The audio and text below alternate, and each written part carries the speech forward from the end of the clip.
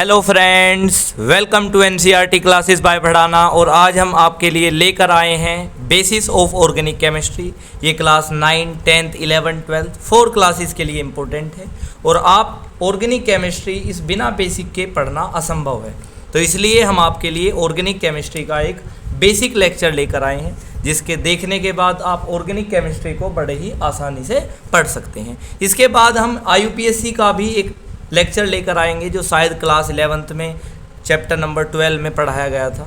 तो इसके बाद IUPAC का लेक्चर भी इम्पोर्टेंट है, जो आपको देखना नेसेसरी है, और आप उसे देखकर IUPAC नोमेनक्लेचर के एक्सपर्ट बन सकते हैं, जिसमें nomenclature of alkene, alkene, alkyne और बेंजीन तक के स्ट्रक्चर की भी आप नेमिंग आसानी से कर सकते हैं। स्टार्ट करते हैं basic of organic chemistry.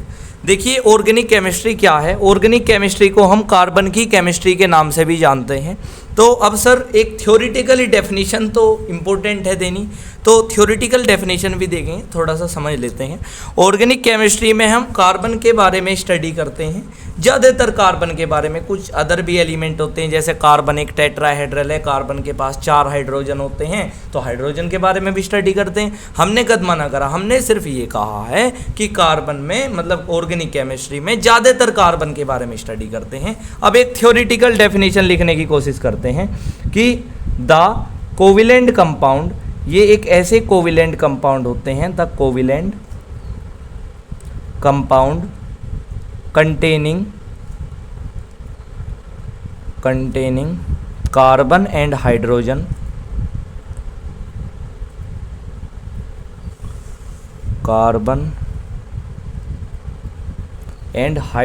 atom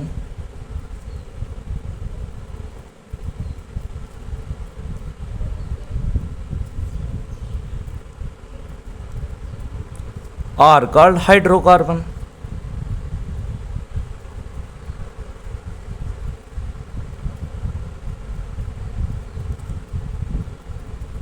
अब जो हाइड्रोकार्बन्स हैं, the hydrocarbons are the derivatives, the hydrocarbons are the derivatives है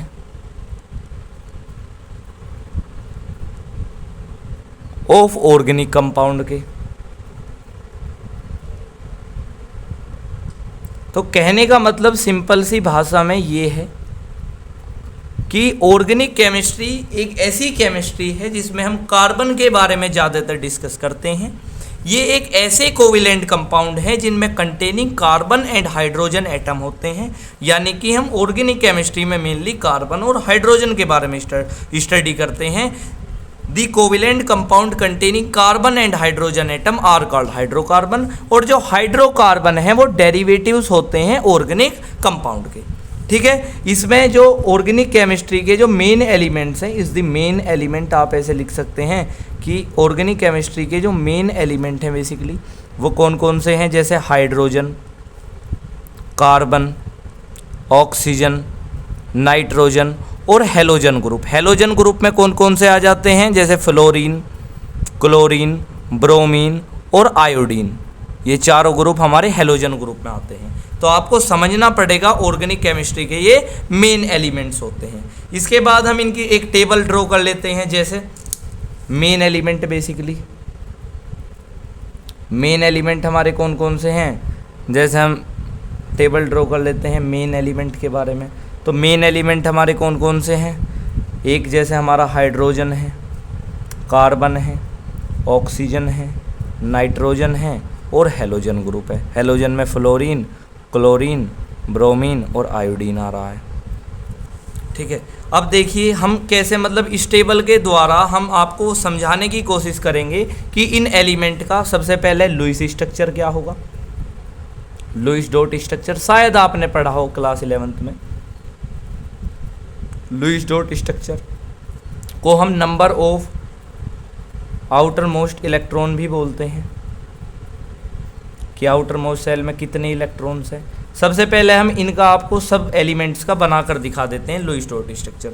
देखिए लुईस डॉट स्ट्रक्चर का मतलब होता है कि किसी एलिमेंट की आउटर मोस्ट सेल में कितने इलेक्ट्रॉन्स हैं। जैसे हाइड्रोजन में आउटर मोस्ट सेल में 1 इलेक्ट्रॉन है तो आपने 1 इलेक्ट्रॉन पुट कर दिया। कार्बन में कितने हैं, कार्बन में आउटर मोस्ट सेल में कितने इलेक्ट्रॉन होते हैं, 4 होते हैं तो 1 2 3 4। अब जैसे ऑक्सीजन है, इसकी आउटर मोस्ट सेल में 6 इलेक्ट्रॉन्स होते हैं, तो आपको ध्यान रखना है 1 मतलब 4 साइड है ना, तो 4 साइड में पहले 4 इलेक्ट्रॉन पुट कर दो, 1 2 3 और 4। हमारे पास 2 बचे, अब 2 को कहीं रख दीजिए, जैसे एक यहाँ रखा एक यहाँ रखा, अब ये लोन पेयर में आ गए, 1 lone pair 2 lone pair. Nitrogen है, नाइट्रोजन की आउटर मोस्ट सेल में 7 इलेक्ट्रॉन है, तो 1 2 3 4 5 6 7। यहाँ कितने लोन पेयर बने, 1 2 3 लोन पेयर बने। हेलोजन ग्रुप है, हेलोजन ग्रुप जैसे हेलोजन ग्रुप में आप क्लोरीन कोई भी मान लीजिए, इनकी आउटर मोस्ट सेल में मिनिमम से मिनिमम 7 इलेक्ट्रॉन होते हैं, तो 7 इलेक्ट्रॉन को आप 1 2 3 4 5 6 और 7, तो इसमें 3 लोन पेयर बन गए। इसके बाद आप इनकी वैलेंसी भी पढ़ सकते हैं। दूसरा हम इनमें डिफरेंस देखते हैं वैलेंसी का। देखिए वैलेंसी आप कैसे निकाल सकते हैं, वैलेंसी का मतलब है कि जो लोन पेयर है वो तो एज इट इज़ अलग हैं, जो आउटर मोस्ट सेल से लोन पेयर से इलेक्ट्रॉन्स बच चुके हैं वही वैलेंसी है। जैसे इसमें 1 वैलेंसी है, इसमें 4 वैलेंसी है। अब जो लोन पेयर हैं उन्हें अलग हटा लीजिए, जो बाकी के बचे हुए इलेक्ट्रॉन्स हैं वो वैलेंसी है। जैसे इसमें 2 बचे हैं, इसमें 1 बचे हैं, इसमें 1 बचे हैं। उसके बाद आप इनका स्ट्रक्चरल फॉर्मूला कैसे बना सकते हैं। देखिए स्ट्रक्चरल फॉर्मूला बनाना एक बहुत ही आसान काम मैं मानता हूँ, आप भी मान जाएंगे अगर आप एक सटीक पढ़ना मतलब एक सटीक तरह से आप पढ़ना को स्वीकार करेंगे या आप एक अच्छे तरह से पढ़ेंगे। स्ट्रक्चरल फॉर्मूला अगर आप वैलेंसी को देखकर पढ़ेंगे तो वो ज़्यादा बेटर है। जैसे फॉर एग्जांपल वैलेंसी, अब जैसे हमें हाइड्रोजन का बनाना तो आपने पुट कर सकते हैं हाइड्रोजन को, जैसे आपने हाइड्रोजन पुट करा, अब वैलेंसी 1 है तो आपने 1 ऐसे बना दिया, छुट्टी। लोन पेयर 1 भी नहीं है तो कोई दिक्कत नहीं है। कार्बन है, अब कार्बन आपने ऐसे बनाया, कार्बन में 4 वैलेंसी है तो 1 2 3 4, लोन पेयर 1 भी नहीं है कोई दिक्कत नहीं है। ऑक्सीजन है, ऑक्सीजन में अब ऑक्सीजन में 2 तो वैलेंसी है तो 1 2 और 2 ही लोन पेयर है, तो लोन पेयर आपको ऐसे बना देने हैं। नाइट्रोजन है, नाइट्रोजन में 1 बॉन्ड है और 3 लोन पेयर है, तो 1 2 3 4 5 है, यानी कि 3 लोन पेयर हमने बना दिए। उसके बाद जैसे हेलोजन ग्रुप है, हेलोजन में 1 तो बॉन्ड ही है और 3 लोन पेयर है, 3 और लोन पेयर बना दीजिए। तो ऐसे ऐसे हम चीज़ों को कंसेप्चुअली समझ सकते हैं। अब हमारा आने वाला जो टॉपिक है वो है स्ट्रक्चरल फॉर्मूला।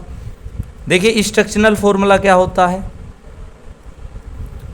स्ट्रक्चरल फॉर्मूला एक अपने आप में एक बहुत ही इंपॉर्टेंट टॉपिक है। स्ट्रक्चरल फॉर्मूला, स्ट्रक्चरल फॉर्मूला को आप क्या मान सकते हैं कि structural formula expresses the arrangement of atoms. Structural formula expressing the arrangement of atom, इसमें हम अरेंज करते हैं एटम्स को।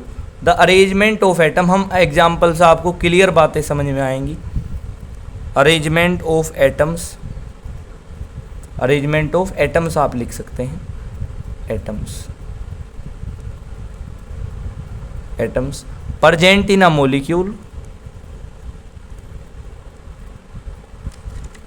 या इन अ कंपाउंड भी आप बोल सकते हैं, चाहे जो बोल सकते हैं। In a compound on the basis of, on the basis of singles and bond are called structural formula.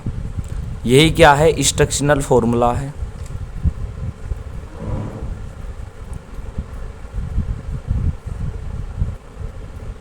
जैसे फॉर एग्जाम्पल आपको एग्जाम्पल दे दिया CH4 का स्ट्रक्चरल फॉर्मूला बनाइए, या C2H4 का स्ट्रक्चरल फॉर्मूला बनाइए, या C2H2 का स्ट्रक्चरल फॉर्मूला बनाइए। नेक्स्ट पेज पर हम इन चीज़ों को देखते हैं कि हम किसी का भी स्ट्रक्चरल फॉर्मूला कैसे बना सकते हैं, या किस टाइप से हम किसी का भी स्ट्रक्चरल फॉर्मूला कैसे डराइव कर सकते हैं या कैसे बना सकते हैं। जैसे फॉर एग्जाम्पल,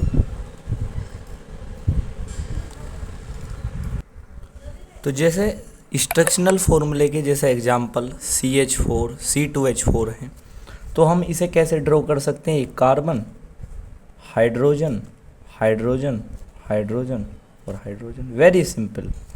C2H4 को carbon, carbon double bond carbon, hydrogen, hydrogen, hydrogen और हाइड्रोजन। इसे आप चाहे काट भी सकते हैं, तो ऐसा आप ड्रॉ कर सकते हैं। इसके बाद जो हमारा नेक्स्ट टॉपिक है, this is a very important topic in the basis of organic chemistry, type of covalent bond. Type of covalent bond शायद आपको ना पता हो या शायद आपको पता भी हो। अगर पता हो तो बहुत अच्छी बात है, नहीं पता हो तो भी अच्छी बात है, क्योंकि इस वीडियो के देखने के बाद आपको चीज़ें क्लियर समझ में आएंगी। कोवेलेंट बॉन्ड के दो टाइप होते हैं, जैसे पोलर, पोलर बॉन्ड और दूसरा non polar bond, non polar, non polar आप लिख सकते हैं, non polar bond. Polar bond यानी कि हमारे जो सिग्मा बॉन्ड होते हैं, पोलर बॉन्ड को हम क्या बोलते हैं? जो हमारे सिग्मा बॉन्ड होते हैं। जैसे सिग्मा बॉन्ड, जैसे हमारे ये सिग्मा,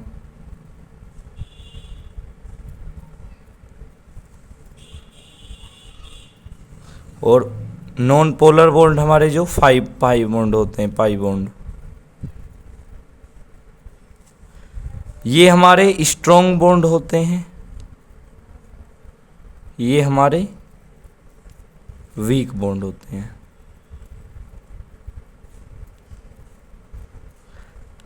देखिए, अब आपको ये बातें समझनी पड़ेंगी कि जो हमारे पोलर बॉन्ड होते हैं वो सिग्मा बॉन्ड होते हैं। सिग्मा बॉन्ड इज वीकर, मतलब sigma bond is stronger than the pi bond. ये आप लाइन लिखना चाहें लिख सकते हैं कि सिग्मा बॉन्ड स्ट्रोंग होता है, क्योंकि वो फर्स्ट बॉन्ड होता है ना, तो सिग्मा बॉन्ड स्ट्रोंग देन दी, स्ट्रोंग देन फाई बॉन्ड। ये लाइन एक स्टेटमेंट है, दिस इज अ स्टेटमेंट। ये लाइन एक स्टेटमेंट है जो आपको याद होनी चाहिए।